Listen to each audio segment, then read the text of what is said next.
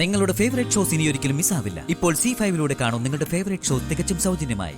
എന്തോ ഒരു വലിയ നിഗൂഢത മറഞ്ഞിരിപ്പുണ്ട്. ഇപ്പോഴെങ്കിലും അതറിയാൻ കഴിഞ്ഞല്ലോ. സാറിനെ ഞാൻ ചതിക്കുമെന്ന് സാറ് അങ്ങനെ ഒരു തോന്നലും എനിക്കില്ല. എനിക്ക് നിന്നിലുള്ള വിശ്വാസം അത് കൂടിയിട്ടേ ഉള്ളൂ. എനിക്ക് വേണ്ടി ആ സ്റ്റേഷനിൽ വെച്ച് അതാലോചിക്കുമ്പോ എനിക്ക് സഹിക്കാനാവുന്നില്ല. ആ എസ്ഐയെ കഴുത്ത് ഞെരിച്ച് കൊല്ലാൻ എനിക്ക് തോന്നിയത്.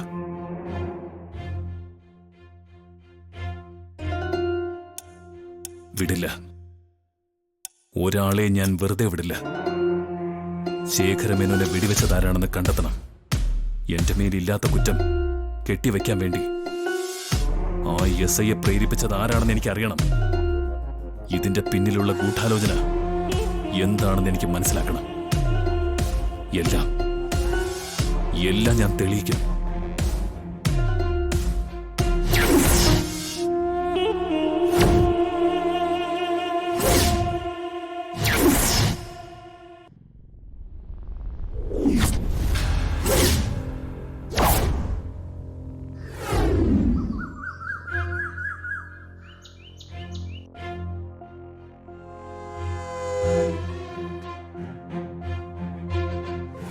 അമ്മ, ശേഖര മുത്തശ്ശനെ കൊല്ലുമെന്ന് പറഞ്ഞ് വിശാൽ സാറ് ഒരു തോക്ക് എടുത്ത് ഇറങ്ങിയിരിക്കുവാ.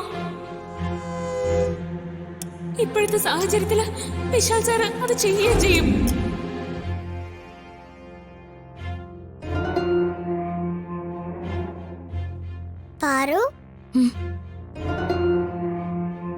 പാറു, എന്താ ഒരു ആലോചന? മണിക്കുട്ട, എനിക്കൊരു സംശയം. വിശാൽ സാറ് തോക്കെടുത്ത് ശേഖര മുത്തശ്ശനെ കൊല്ലാൻ പോകുന്ന വിവരം ഞാൻ പ്രഭാവതി അമ്മയോട് മാത്രാ പറഞ്ഞത്. പക്ഷേ ആ വിവരം പോലീസ് അറിഞ്ഞിരിക്കുന്നു. അതെങ്ങനെ അറിഞ്ഞു? അതുമാത്രല്ല, വിശാൽ സാറ് ശേഖര മുത്തശ്ശനെ കാണാൻ നേരത്ത് അദ്ദേഹത്തെ വെടിവെച്ച ആ അജ്ഞാതൻ ആരാണ്? അയാൾ എന്തിനാ ശേഖര മുത്തശ്ശനെ വെടിവെച്ചത്? എല്ലാം കൂടി ചേർത്ത് ചിന്തിക്കുമ്പോ എവിടെയോ എന്തൊക്കെയോ ഒരു ഗൂഢാലോചന നടന്നതുപോലെ ഒരു തോന്നല്. എത്ര ആലോചിച്ചിട്ടും എനിക്ക് അതിന് ഉത്തരവും കിട്ടുന്നില്ല. പാറു, നിന്നോടും പ്രഭാവതി അമ്മയോടും പറഞ്ഞ വിവരങ്ങൾ പോലീസ് അറിഞ്ഞത് മറ്റാരിൽ നിന്നുമായിരിക്കില്ല.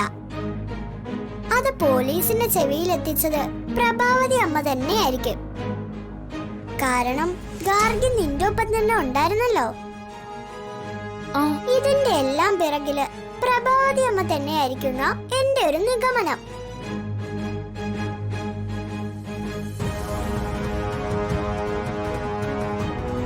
അല്ല, പ്രഭാവതി അമ്മ എന്തിനാ ഇങ്ങനെയൊക്കെ ചെയ്യുന്ന?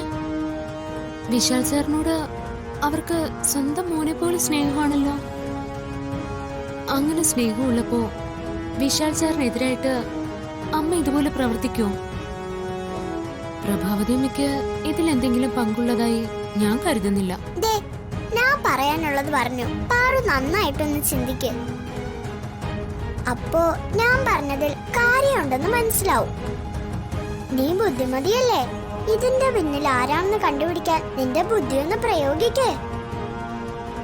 വിശാൽ സാറിന്റെ ശത്രുക്കളെ പുകച്ച് പുറത്ത് ചാടിക്കേ. നീ പറഞ്ഞത് ശരിയാ. വിശാൽ സാറിനെ കുരുക്കിയ ശത്രുക്കളെ കണ്ടെത്തണം. അവര് തന്നെയായിരിക്കും ദേവമ്മയുടെ മരണത്തിന് പിന്നിലെന്നും ഞാൻ സംശയിക്കുന്നു. അതുകൊണ്ടാണല്ലോ ശേഖര മുത്തശ്ശനെ കൊല്ലാൻ അവര് ശ്രമിച്ചത്. എന്റെ മനസ്സിലൊരു പദ്ധതി തെളിയുന്നുണ്ട്. അതിലൂടെ തന്നെ ഞാൻ സത്യം തെളിയിക്കും. എല്ലാ ശത്രുക്കളെയും കണ്ടെത്തും.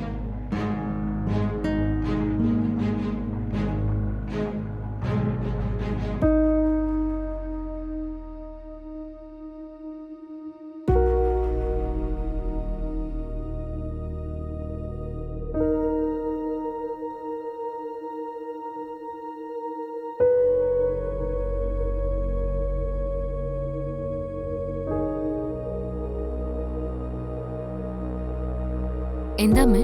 എന്തു പറ്റി? ആകെ ഒരു അസ്വസ്ഥത പോലെ.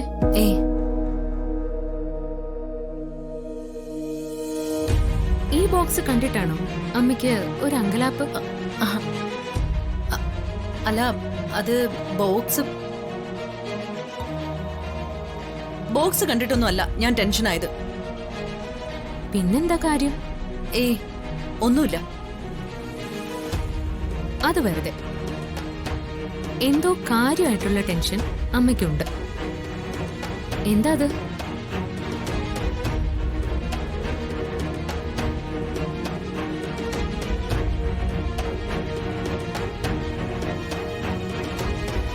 അത് പിന്നെ ഞാൻ വിശാലിനെ കുറിച്ച് ഓർക്കുകയായിരുന്നു. അവനെ കുറിച്ച് ചിന്തിച്ചിട്ടാ എനിക്ക് ടെൻഷൻ. ഒന്നും അറിയാത്ത എന്റെ മോന് പോലീസ് സ്റ്റേഷനിൽ കയറേണ്ടി വന്നില്ലേ? അതിന്റെ വിഷമം എനിക്കിപ്പോഴും മാറുന്നില്ല. മോന് അമ്മയോട് എന്തെങ്കിലും തരത്തില് പിണക്കവോ പരിഭവമോ ഉണ്ടോ മോനെ? എന്തിന്? അല്ല, ലളിതേച്ചി കുറ്റപ്പെടുത്തിയതുപോലെ എനിക്ക് മോനെ പുറത്തിറക്കാൻ സാധിച്ചില്ലല്ലോ. അതാണോ അമ്മയുടെ പ്രയാസം? മോനെ, ഞാൻ പറയുന്നത് സത്യവാ. നിന്നെ സ്റ്റേഷനിൽ നിന്ന് ഇറക്കാൻ വേണ്ടി ഞാൻ ഒത്തിരി ട്രൈ ചെയ്തു, ഒരുപാട് കഷ്ടപ്പെട്ടു. മോനെ, ഇത് ഞാൻ വെറുതെ പറയുന്നതല്ല, സത്യമാണ്. എന്റെ മോനിത് വിശ്വസിക്കണം. അമ്മ സങ്കടപ്പെടാതിരിക്കുക. എനിക്ക് അമ്മയോട് യാതൊരു പിണക്കവും പരിഭവവും ഇല്ല.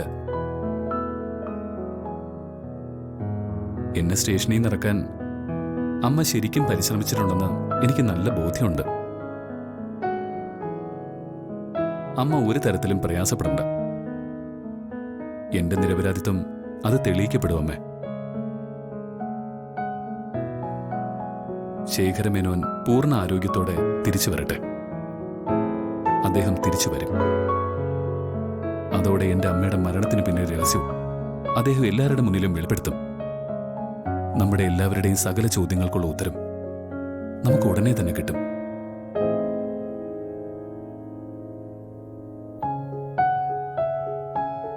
അമ്മ സമാധാനായിട്ടിരിക്കെ. ചെല്ല്. ശരി മോനെ.